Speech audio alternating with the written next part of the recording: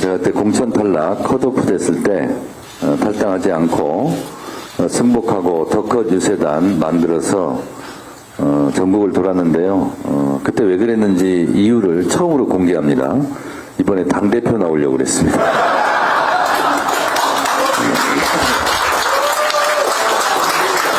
그때 탈당했으면 당대표 못 나오잖아요. 그래서 이번에 당대표 나와야 되겠다 생각하고 참고 그렇게 다녔습니다. 먼저 우리 고남석 위원장님 사모님 이영주 여사께서 난민전 사건으로 고초를 당하셨는데 46년 만에 재심을 통해서 무죄 선고를 받았습니다. 여러분 축하의 박수 한번 부탁드리겠습니다.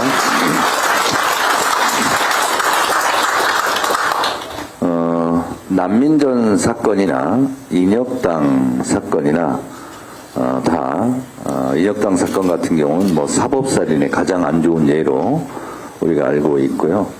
난민전 같은 경우도 실제로 억울하게 옥고를 치르고 고초를 치르는 분들이 많았는데 무려 46년 만에 재심을 통해서 무죄를 선고받았는데 제가 그때 그 소식을 듣고 제 페이스북에 축하한다고 링크를 걸어서 글을 썼었는데 그 글을 쓰면서도 46년 만에 무죄를 받긴 받았는데 그 46년간의 고통, 그 46년간의 잃어버린 그 청춘의 시간은 도대체 누가 보상할 것인가 그런 생각을 좀 많이 했습니다. 저는 뭐 제가 원해서 감옥도 가고 이렇게 했지만 저도 감옥을 2년 살았습니다만 46년 동안 고통을 당했을 걸 생각하면 또 재심을 받았을 때 기쁘면서도 슬펐을 것 같아요. 그런 생각이 좀 들었습니다. 감옥을 갔다 온 사람들은 그 심정을 잘 압니다.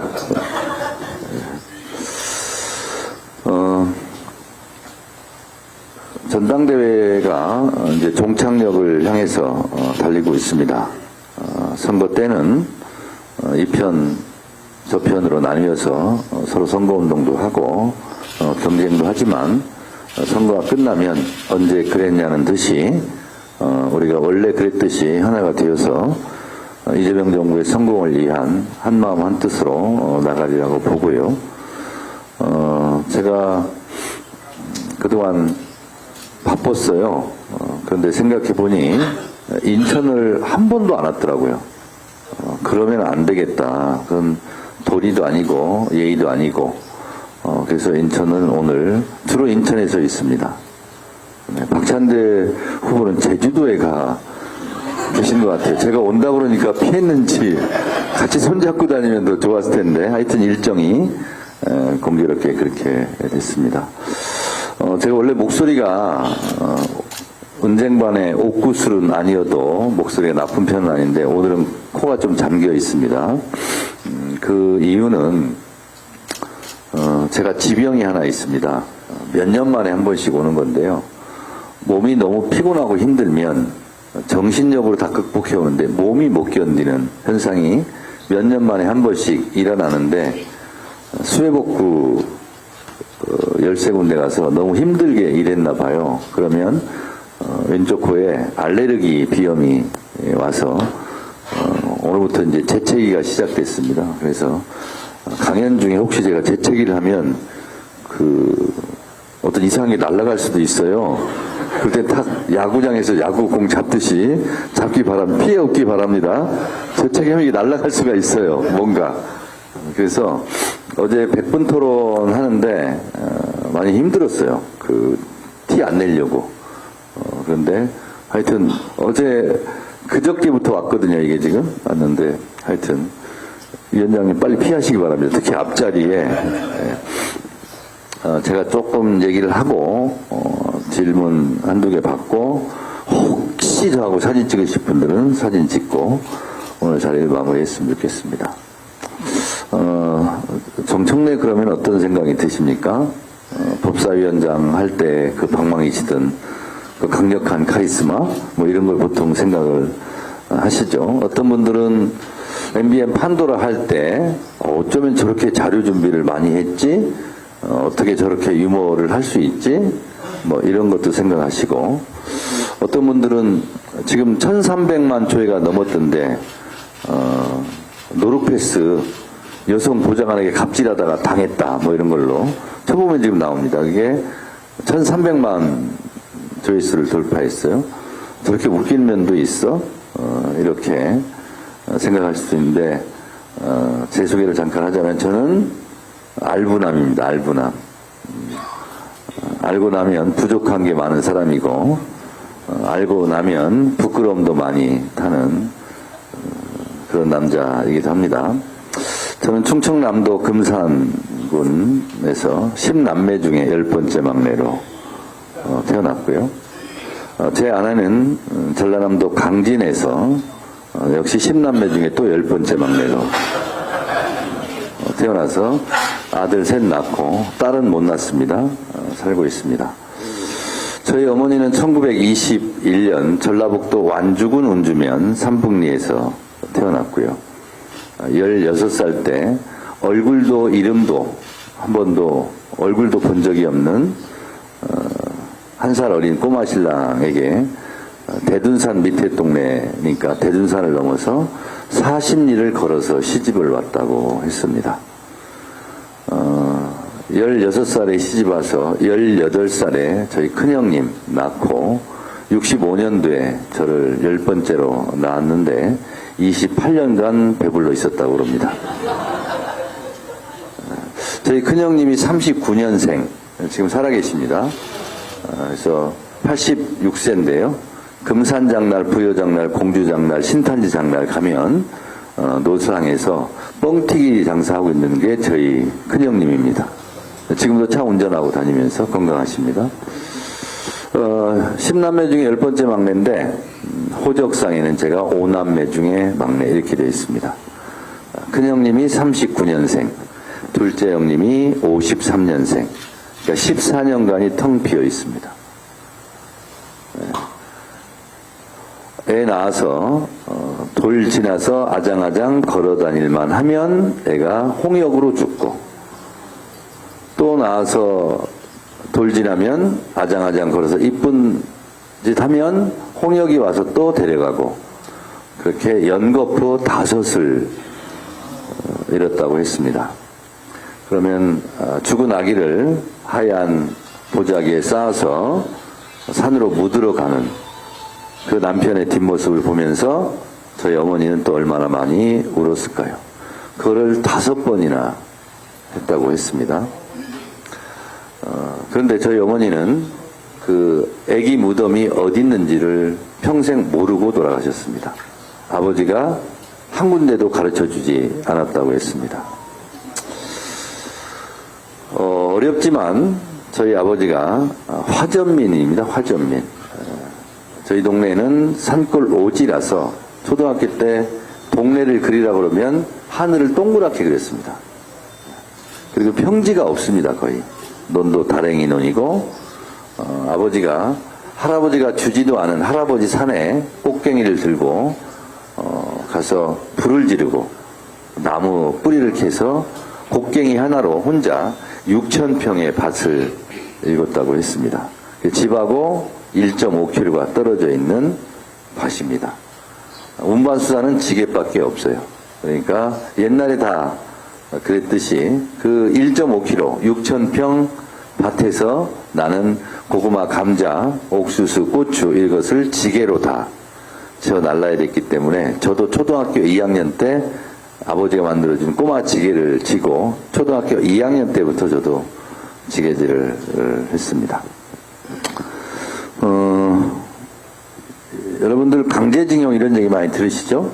네, 저희 아버지도 1942년도에 강제징용을 끌려가서 일본 홋카이도 탄광에서 햇볕을 보지 못하고 3년 동안 석탄을 캤다고 했습니다. 강제징용 끌려가는 그 남편의 뒷모습을 보면서 또 얼마나 우리 어머니는 울었을까요? 3년 만에 돌아왔는데 돈 한 푼 없이 목숨만 건져서 돌아왔는데 그래도 너무 기뻐서 끌어안고 울었다고 했던 우리 어머니입니다. 한국전쟁이 났어요. 6.25 전쟁. 저희 동네는 산골 오지마을 대둔산 산기슭이기 때문에 산이 높고 골이 깊으면 빨치산이 많다는 뜻입니다. 낮에는 국군이 와서 지배를 하고 밤에는 빨치산이 와서 지배를 하는, 낮과 밤이 정권이 교체돼서 목숨이 위태로운 위험천만한 그런 동네에서 살았습니다. 저희 어머니는 글자를 모릅니다. 무학입니다. 그런데 저희 어머니의 별명은 변호사였어요. 모르는 거 빼고 다 압니다. 정무적 감각이 뛰어나고 촉이 빠릅니다. 그래서 국군한테도 밥해달라고 하면 밥해주고 인민군한테도 밥해주고 중립 외교를 펼쳤다고 했습니다. 살려고. 근데 어느 날 인민군들이 해가 지자 총을 들고 저희 집을 쳐들어왔어요. 그리고 아버지를 끌어냈습니다. 그리고 동네 사람들을 다 불러 모아서 논바닥에서 인민재판을 했습니다. 우리 어머니는 중립외교를 했다고 그러는데 인민군들이 봤을 때는 국군 편을 더 들었다고 생각했나 봅니다. 그래서 반동이라고 아버지를 인민재판을 해서 즉결 처분을 했는데 결과는 사형이었습니다. 총살형. 저희 동네에 가장 깊은 골짜기로 아버지를 인민군들이 포박에서 끌고 갑니다. 총살장으로 끌려가는 남편의 뒷모습을 보면서 저희 어머니는 또 얼마나 울었을까요? 거기 끌려가면 걸어서 나온 사람이 없었답니다. 아침에 해가 뜨면 인민군들이 산으로 도망가기 때문에 그러면 그때 가서 시신을 수습해 온다고 했습니다. 그런데 어찌된 일인지 아버지가 밤 10시에 걸어서 나왔어요. 그런데 저희 어머니가 촉이 빠르다고 그랬죠. 그래서 살인문을 열고 들어오는 남편에게 뛰쳐나가서 방에 들어오지 말라고. 신발 벗지 마세요. 그리고 우리 큰형님을 업고 솥단지 하나를 이고 아버지랑 같이 우리 동네에서 면사무소 지서에까지 4km를 야간 행군을 해서 자수를 합니다. 자수를 하는데 안 믿어줘요. 왜냐하면 인민군한테 끌려가서 총살장에 끌려가서 살아나왔으니 아버지는 간첩이라 이거예요. 인민군 편이라 이거예요. 그래서 우리 어머니가 목숨을 구하기 위해서 인민군 편을 든다고 했는데 그것은 진심이 아니다. 안 믿어주는 거예요. 이걸 자수를 안 받아주면 아침에 해가 뜨면 국군한테 죽는 겁니다. 그러니까 죽느냐 사느냐 기로에 있는 거죠. 그래서 저희 어머니가 그렇게 얘기를 했대요. 우리 남편 총살장에서 살아서 나오자마자 신발도 벗지 않고 지금 바로 4km를 산을 넘어서 와서 자수를 하지 않았느냐. 신발도 안 벗었다. 그래서 목숨을 건지기 위해서 거짓말을 한 것이고 신발도 벗지 않고 와서 자수를 했노라. 그래서 신발을 벗지 않고 곧바로 자수하러 왔다는 것이 인정돼서 죽지 않았습니다.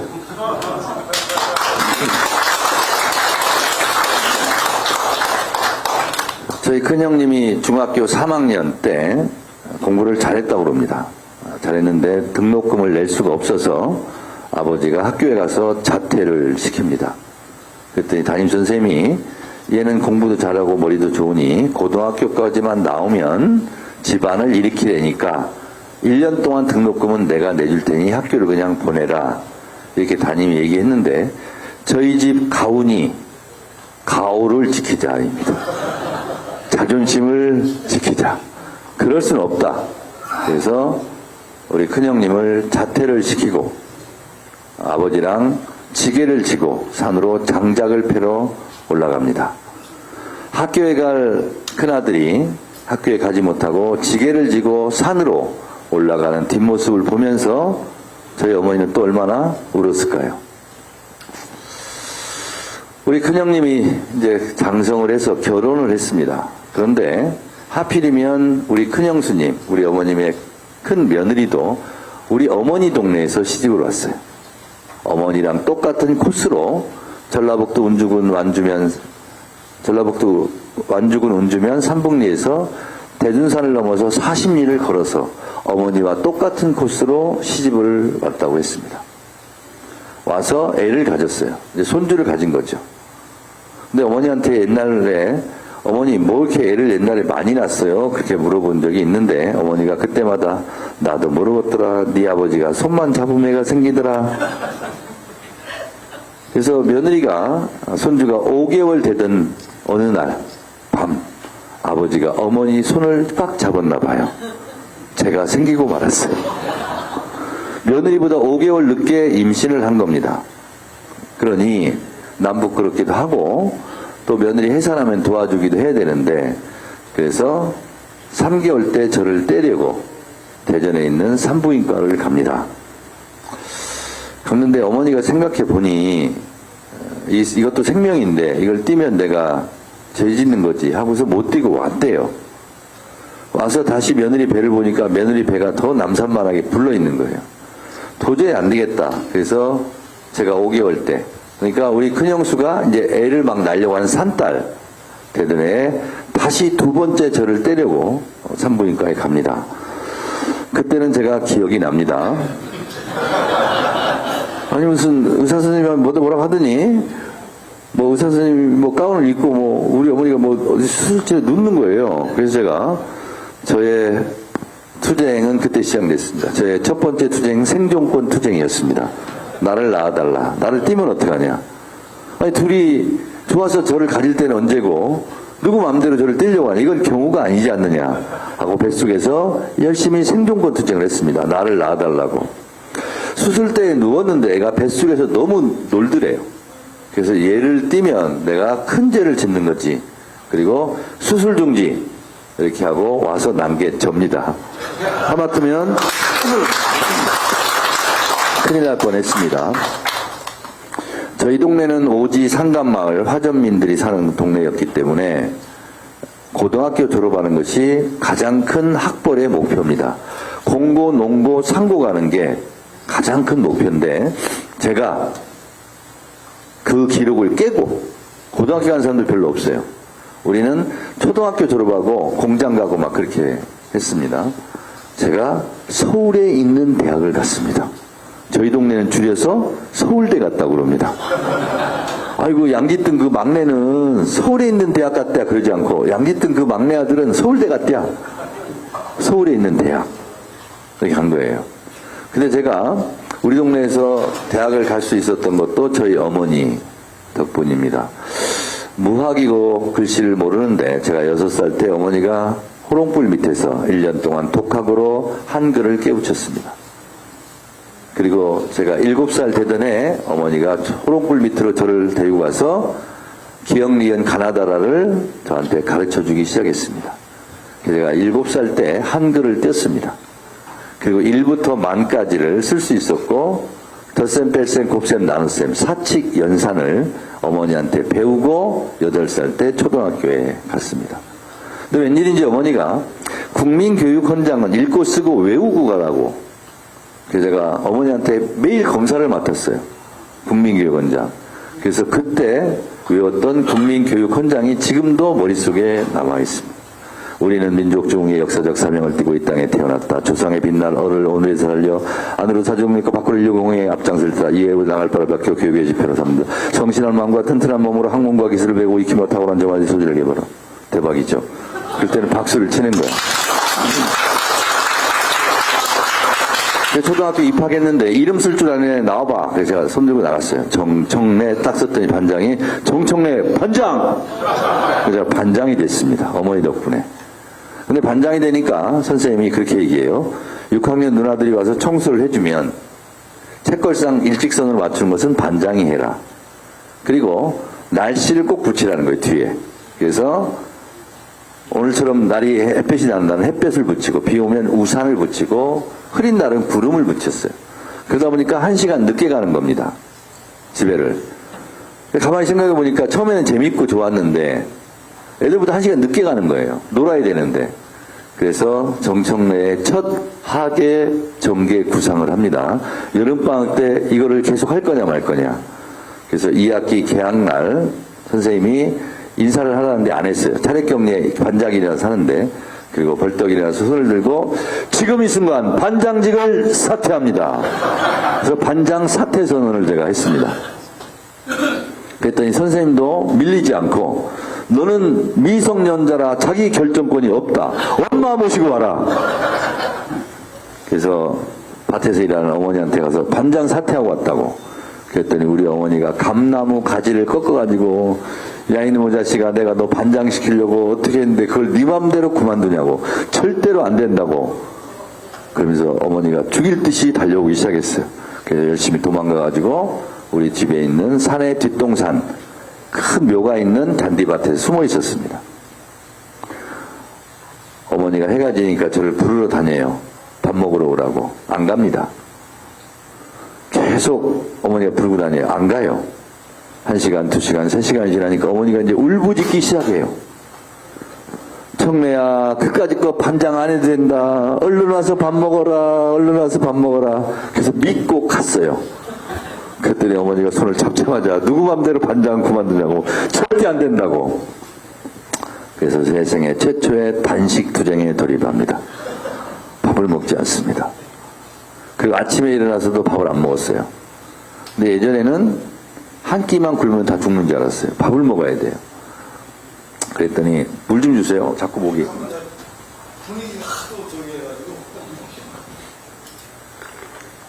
이 코가 막히면 입도 막히더라고요.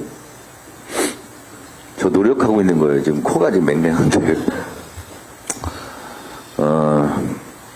그랬더니 어머니가 아침에 알았다. 학교에 가자. 그래서 교무실에 가서 우리 아들 반장 사퇴 선언을 어머니로서 허락합니다. 그래서 제가 반장을 그만두기도 했습니다. 그렇게 살았어요. 우리 어머니 덕분에 반장도 하고 공부도 열심히 하고 서울에 있는 대학을 갔습니다. 동네에서 잔치가 일어났겠죠? 그 집은 이제 고생 끝났다고.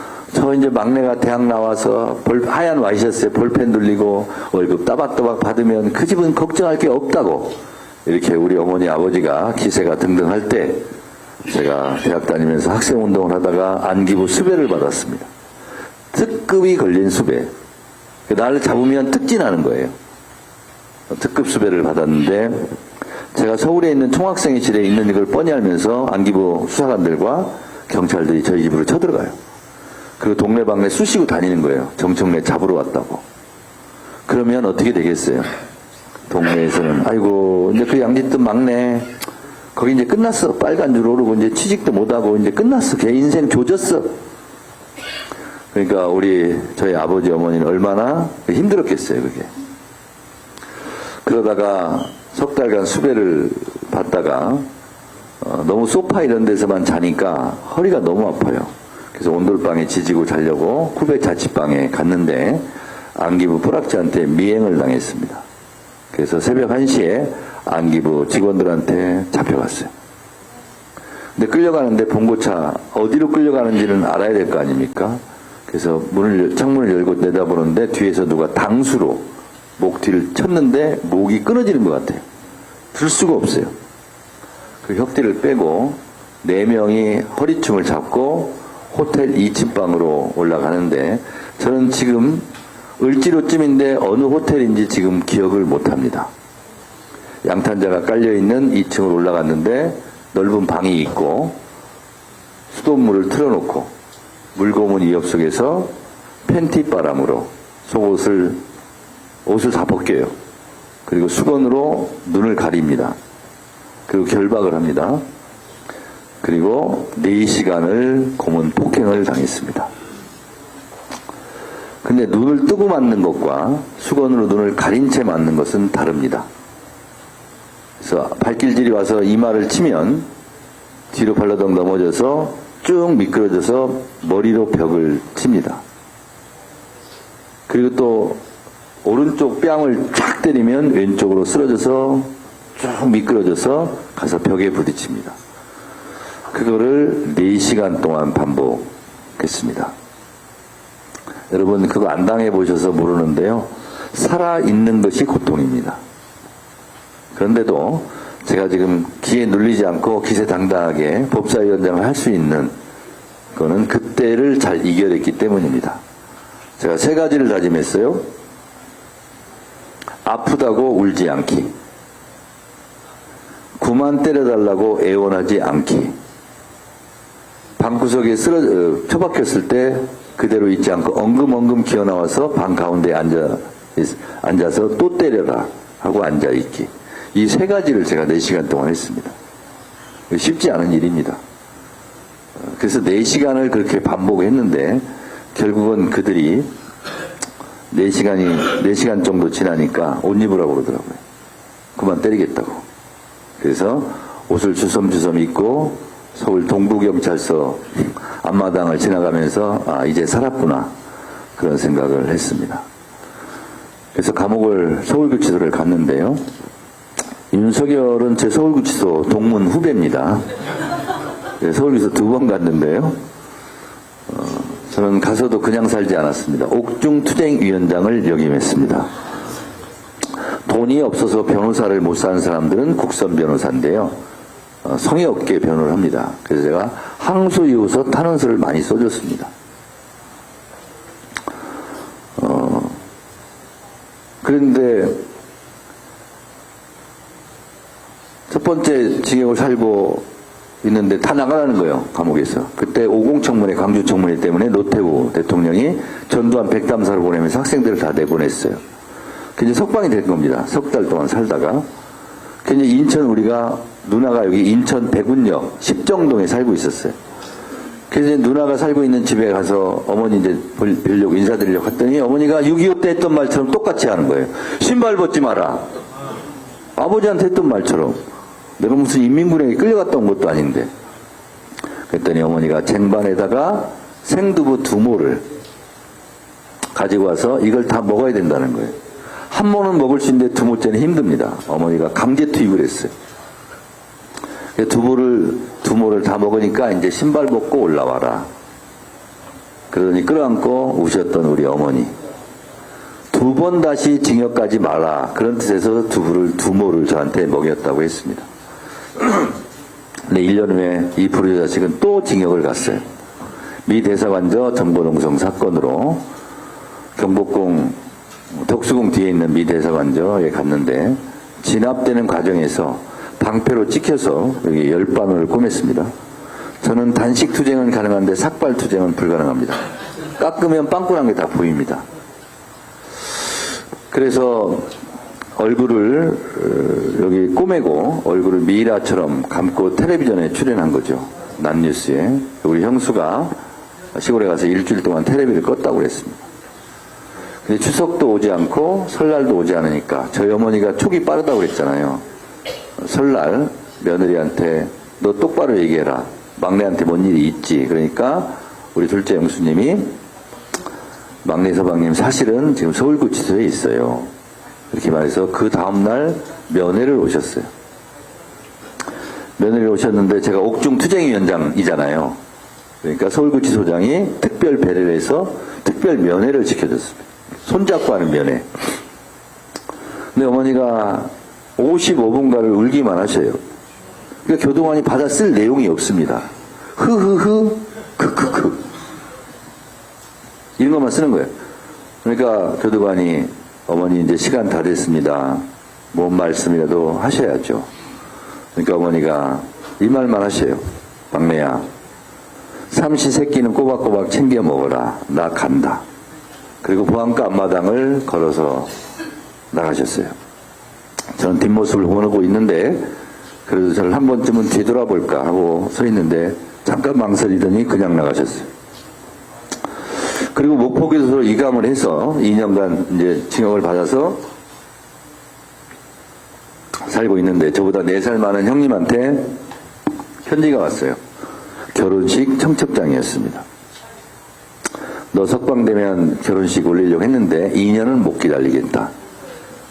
그리고 결혼식을 올리기로 했다. 거기까지는 괜찮았는데 추신 어머니가 못 걸으신다. 매일같이 걷게 해달라고 우신다. 너 나올 날만을 기다리고 있다. 라는 편지 내용이었습니다. 내용인즉 저를 면회하고 충격으로 3일 후에 도라지밭에서 쓰러졌다고 했습니다. 저를 면회하고 보안과 앞마당을 걸어나가는 어머니의 걷는 모습이 마지막으로 정상적으로 걷는 모습일 줄은 몰랐습니다. 그로부터 쓰러지고 나서 6년 후에 돌아가셨는데 제가 포천의 할렐루야 기도원도 모시고 와서 한 달 동안 봉사도 하고 근데 5번 예배 보고 작업하고 암 환자 50명 케어하고 이렇게 하다 보니까 11kg가 빠지더라고요. 한 달 동안 잠 못 자고 하니까 그 어머니가 한 달 되던 쯤에 저를 불러 앉혀놓고 나 살자고 너 죽이겠다. 엄마는 안 걸어도 좋다. 집에 가자. 그리고 그 이후로 4년 동안 한 번도 걷게 해달라고 저한테 얘기한 적이 없습니다. 2년 동안은 장병에 효자 없다고 큰 며느리 작은 며느리 시기가 있잖아요. 6개월에 한 번씩 모시고 하는 거. 근데 딱 시간이 맞지 않잖아요. 그러니까 그걸 가지고 이제 약간의 부부싸움 비슷한 걸 합니다. 어머니가 옆방에 들어요. 같이 들었어요. 제가 할 말이 없더라고요. 그래서 제가 집에서 걸어서 나와서 울면서 서대전역까지 걸어서 가서 기차를 타고 올라오면서 내가 2주에 한 번씩은 내려가서 어머니를 모셔야 되겠다. 그래서 2주에 한 번씩 내려갔습니다. 내려가면 어머니가 좋아하셔요. 큰 며느리 들어오지 말라고 그러고 둘째 며느리 들어오지 말라고 그러고 손녀딸 못 들어오게 하고 우리 막내가 왔다 이거예요. 그래서 제가 2주에 한 번씩 가서 대수변 받아내고 마른 수건 짜서 어머니 몸 닦아드리고 2년간을 이렇게 했는데 어느 날 큰형님한테 전화가 왔어요. 어머니가 오래 못 버티실 것 같다. 빨리 내려와라. 그래서 마포에서 대전까지 1시간 10분 만에 갔습니다. 갔더니 어머니가 마지막으로 위 눈꺼풀을 이렇게 팍 떨면서 올리시고 제 눈동자를 보면서 좌우로 한 번, 아래 위로 한 번 눈동자끼리 맞으시면서 제 눈동자와 어머니 눈동자를 마주한 상태로 어머니가 세상을 뜨셨습니다. 저는 초등학교 때부터 지금까지 존경하는 인물을 써라 그러면 링컨 뭐 이렇게 안 씁니다. 박순분 이렇게 씁니다. 저희 어머니입니다.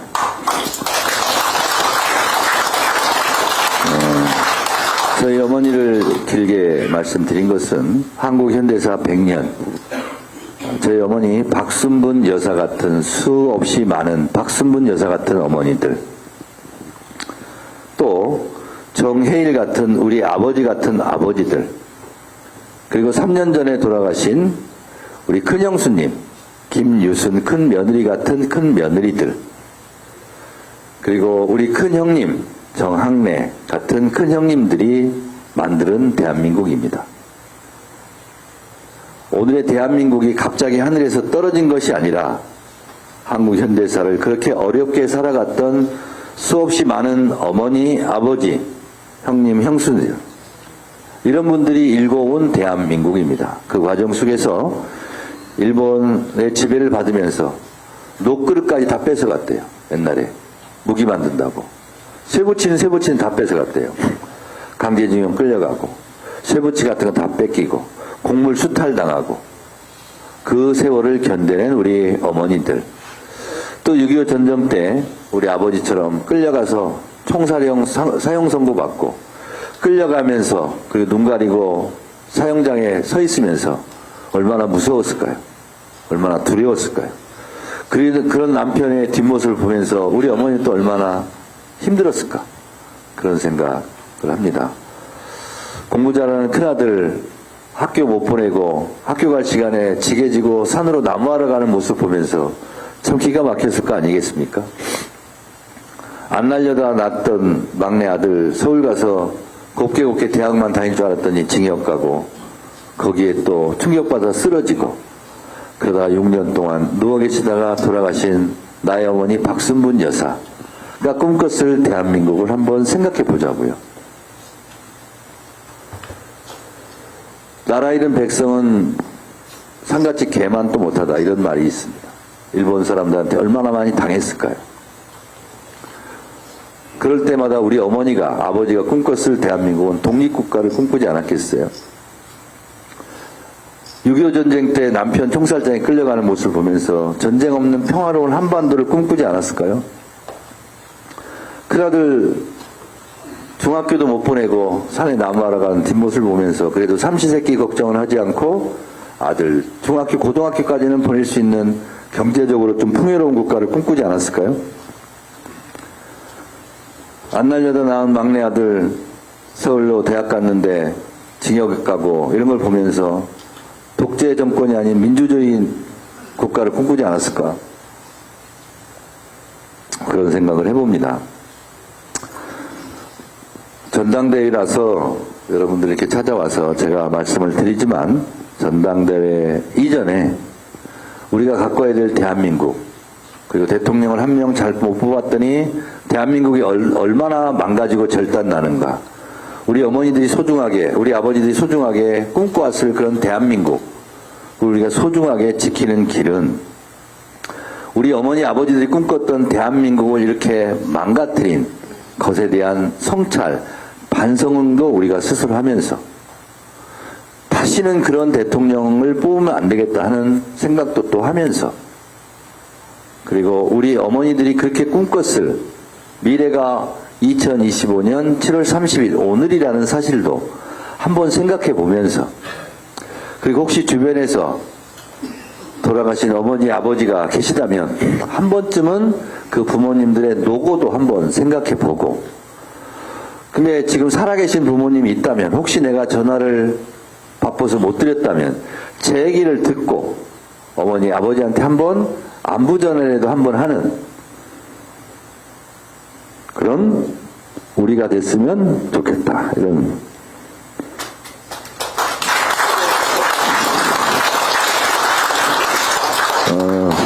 생각을 합니다.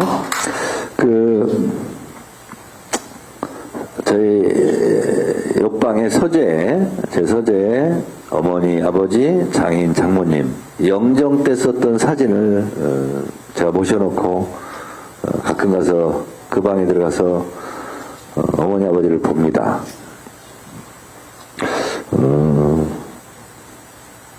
2년 6개월쯤 됐나요? 우리 어머니하고 이렇게 인사를 드리는데 그 영정 때 썼던 사진 속에서 우리 어머니가 그런 말씀을 하시는 것 같아요. 막내야, 너도 이제 나이를 먹어가니 술 좀 끊어라. 그래서 제가 일주일에 술 10번 먹었습니다. 술 엄청 잘 먹습니다. 사람들하고 또 만나기도 좋아하고. 근데 생각해보니 어머니가 이상하게 사진 속에서 그런 말씀 하시는 것 같아요. 그래서 제가 2년 6개월 전에 술 끊었습니다. 새 여자의 말을 잘 들으라고 하잖아요. 어머니 마누라들이 계신 여자. 그래서 어머니 말씀 들어서 나쁠 거 하나도 없더라고요. 제가 지금 전당대회 때 수해복구도 다니고 사람들은 저보고 강철체력이라고 그럽니다. 어쩜 그렇게 하냐고. 근데 어머니 말 들어서 그렇습니다. 2년 반 전에, 2년 6개월 전에 술을 끊어서 지금 건강하게 잘 다니고 있는 것 같습니다. 조택상 위원장님 술 끊으세요. 건강히 지내려면. 그리고 고양석 위원장님도 보니까 술 좀 하시는 것 같은데 술 좀 줄이시고. 근데 어머니가 아직 담배 끊으라는 얘기는 안 해가지고 담배는 피고 있습니다. 네, 제가 좀 저희 어머니 얘기를 좀 길게 했는데 사실은 딴 데보다는 짧게 한 거예요. 더 기가 막힌 일도 많이 있는데 전당대회를 떠나서 우리 어머니 아버지들 한번 생각해보고 우리보다 앞서간 선배들이 꿈꿨을 대한민국도 한번 생각해보자, 그런 차원에서 제가 말씀드렸고, 저도 그런 차원에서 국회의원도 하고 있고, 우리 어머니가 꿈꿨을 대한민국, 우리 어머니와의 마음속의 약속, 이런 것을 지키기 위해서 저도 정치를 하는 겁니다. 그리고 뭐 전당대회 나오고 당대표 나오는 것도 다 그런 연장선상이지요. 그래서 여러분들께서 그냥 누구를 찍고 안 찍고 이 문제뿐만 아니라 우리 어머니 아버지들이 꿈꿨을 대한민국도 한번 생각해보자 이런 차원에서 두서없이 제가 말씀을 드렸고